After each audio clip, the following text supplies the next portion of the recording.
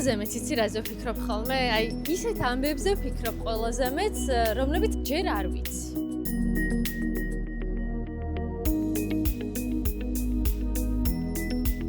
თუმცა, თქვენ გიზიარებთ ისეთ ამბებს და ისტორიებს, რომლებიც უკვე აღმოვაჩინე და ჩემი ერთ-ერთი გმირი, დღევანდელი გმირი, სწორედ აქ ძველ თბილისში ცხოვრობს. ეს არის იმ პროფესიის ადამიანი, რომელიც სადაცაა მივიწყებას მიეცემა. ისე ვინმეს რო ვკითხოთ ახლა ქუჩაში გამლელს, რას ნიშნავს ზარნიში, ალბათ ვერ მიხვდება რაზე ვსაუბრობ, თუმცა მე თვითონაც არ ვიცოდი, სანამ სიუჟეტი არ მოვამზადე ამ თემაზე 4 წლის წინ.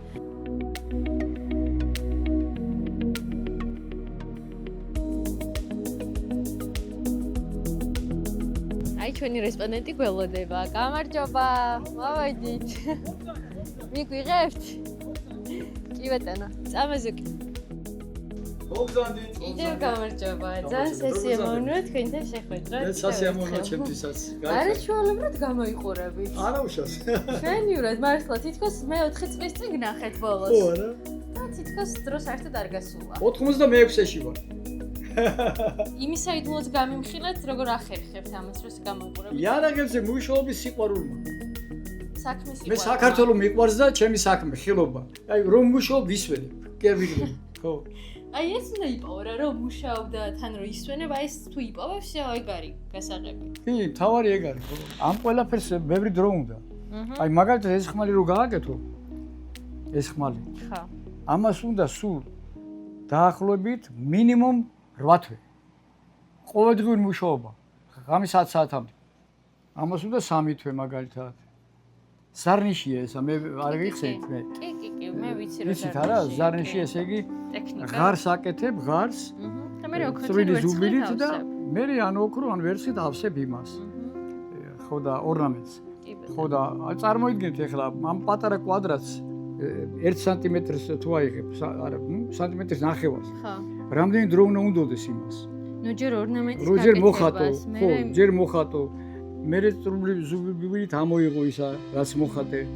ძალიან ფაქი. და მე ჩასვა. აი თქვენ ხა ის მხედველობა გიჭრით საკმარისად, რომ აი ესეთი წვრილი ნაკეთობები სათვალების მაქვს მე, სათვალების მაქვს.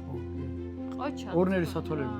ბატონ თეიმურაზ, იცით რა მაინტერესებს? აი როცა ეხა ეს იარაღი ფუნქციური იყო, ეს რა მსგავსი იარაღები ფუნქციური იყო, ანუ ომიანობის დროს, მაშინაც ასე ლამაზად გამოიყურებოდა ეს ქარქაშები და უშუალოდ მაშინაც აჩუქურთმებდნენ და კი, მაგრამ ცოტა მერე შელახულები იყო ზოგი.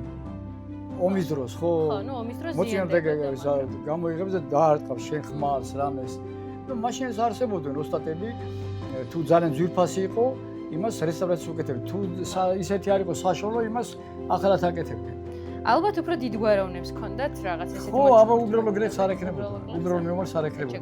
უბრალო მეომარს ჰქონდა უბრალო ხმალი. მაგრამ კაი მეომარი იყო. იმას წესით უნდა ჰქონდეს, მაგრამ ეხლა მაშინ არ იყო ისა პატარა გარჩევები იყო რა. იმის მიხედვით იყო ეს ყველაფერი. დიდ გვაროვნებს უნდა ჰქონდეს უფრო ლამაზი, უფრო ძვირფასი. უფრო გაპრანჭული. ხო, გლეხს უნდა ჰქონდეს უფრო უბრალო და ესე იყო რა. ჩემ ბრალი არა, თქვენი ბრალი არა ეს. გაჩედის ბრალი არა. აბა. წავედით დავერიოთ ყიზილბაშებს.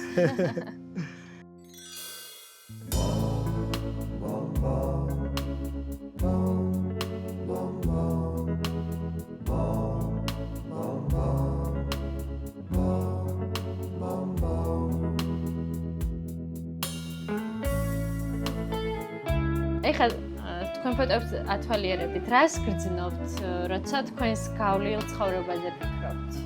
სიყვარულს. საკუთარი ცხოვრებით არასოდეს კმაყოფილი არ არის ადამიანი, მაგრამ მე კიდე ყველაზე ბედნიერი ვარ ალბათ, რატო იცით? მე ხალხს ვჭირდები, გამიგეთ? მე რო ხალხს ვჭირდები, ეს სიამონებს მე.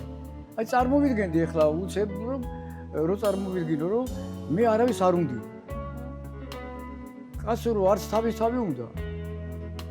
არც სხვას არ უნდა. ესე თუ ეს უბედურებაა და როცა მე ვიცი რომ მე ხალხს ვჭირდები, ეს მე სიცოცხლეს მიხანგრძლივებს.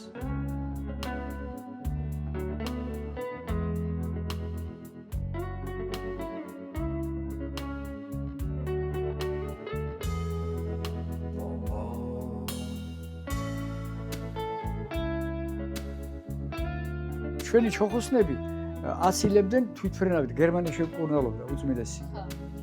ხო და ერთ დღესაც მოვიდნენ და 15 ჩოხოსანი აქა და თამას ისე თეიმურაზი ვარ, მაგრამ თამას მეძახიან რა. ხო და არო დაიძინო ამაღამ. ვიძახი ესენი რამ გააგიჟა, როგორ არ დავიძინო, რა შესაძლოა.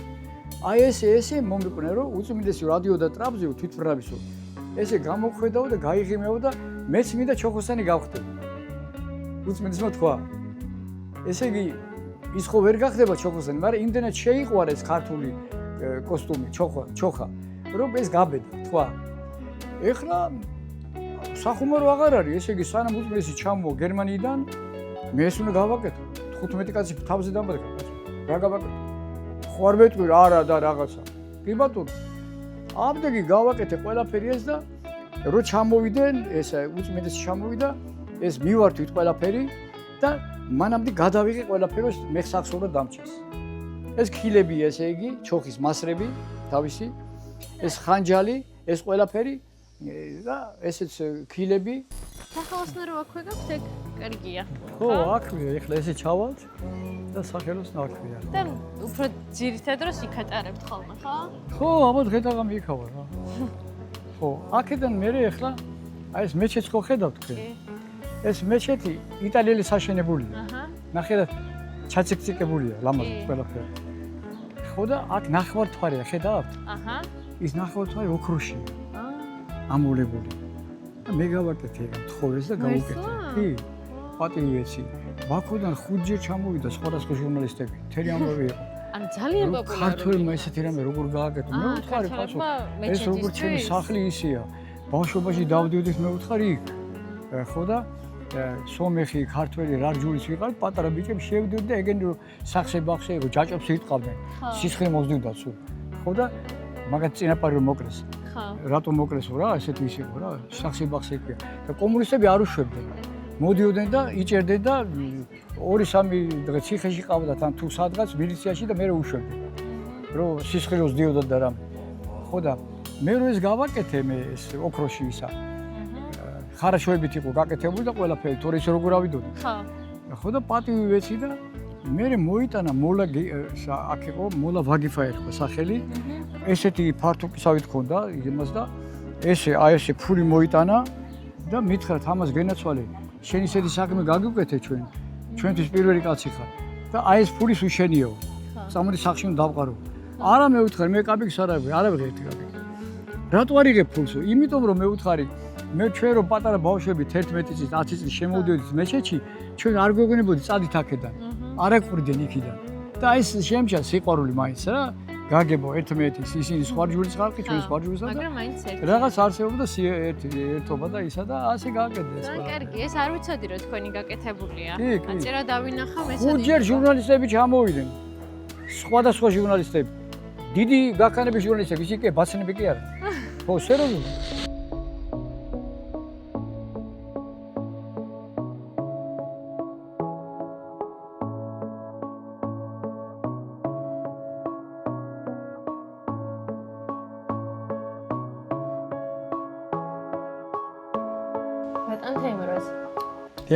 დღეს ახლა ისეთი ეპოქაა თანამედროვე, ტექნოლოგიური, ასე შემდეგ. როგორ ფიქრობთ, აი ეს თქვენი პროფესია ზარნიში?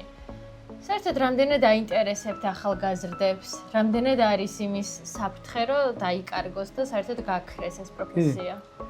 არიან ხალხური ეგოისტები არიან, მარტო არავის არ ასწავლია. ძალიან ბევრია ესეთი ხელოსანი, ოსტატი, რომ მარტო თვითონ უნდა რომ სხვა არ ისწავლოს. ერთადერთი ვარ მე, რომ ვასწავლის ხარ 12 მოცემული ყავდა მე 12 ჩემი მეორე აკეთებდა სადილს 12 ბავშვისთვის ერთი ქვაბი ყოველდღე სადილი მოხარშო როგორი საქმეა ჯერ ბაზარში დავდიოდი კიდე მომქონდა ისა ესა და თელი დღე აქ იყვნენ ბავშვები და ეს 12 მოსწავლე უკვე გაუშვით ასწავლეთ და გაუშვით არა 12 ვერ ისწავლის აი ამაშია საქმე ყველას არა 12-დან 2-მა ისწავლა მაგალითად ესე ახსნა სხვანაირად შენ რომ მე შემიყვარდეს კაიგოგო ერთი არა და იმას არ უყვარდი და თუ იმას არ უყვარდი ურთიერთობის სიყვარული თუ არ არის ხო არაფერი გამოდის არა ეგრეა აქაც ეგრეა უნდა უყვარდა აქაც ეგრეა ხო და გიპასუხოთ უნდა ყველაფერი გადა ისა აქნა გადადო თუ ხედავ რომ გამოგდის, შენ დამნაშავე იქნები ამას რო არ გააგრძელო ეს საქმე.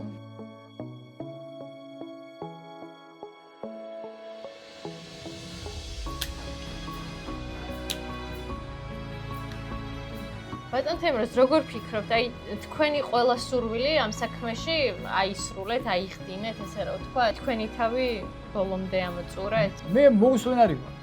სერიოზულად. ხო და ვიგონებ რაღაცებს. ისე რა არის, შეიძლება მოიგონო ისეთი რაღაცა ამ საქმეში, რომ ხალხმა თქვას, რომ სულელმა გააკეთაო. მაგრამ მე პირიქით, ესე იგი, ღმერთი მეხმარება, რომ უკეთესი გავაკეთო. ამაში მაქვს სახელი მე რომ უკეთესი ვაკეთებ და უკვით რა. შეცდომები ქონიათ? შეცდომა რო არ გააკეთო, აბა ისე ცხოვრებაში არ შეიძლება ხელობაში შეცდომა? ხო. ისე ცხოვრებაში შეცდომა მე ნაკლებად გაკეთებული. არა, ძილობა ხელობაში. მაგ და ყველაფერი. არა, საქმეში. საქმეში კი, როგორ არის შეცდომა უშეცდომოდ ვერ იმუშე. ზოგჯერ თვითონის გჯის, რასაც აკეთებ. და იმან რო არ დაგსაჯო, შენო დასაჯო ისა. ისე რომ დაგემორჩილოს. არასდროს სხვა საქმე არ გდომებიათ? არა. ამ საქმის მეტი საქმე არ მინდა, არაფერი.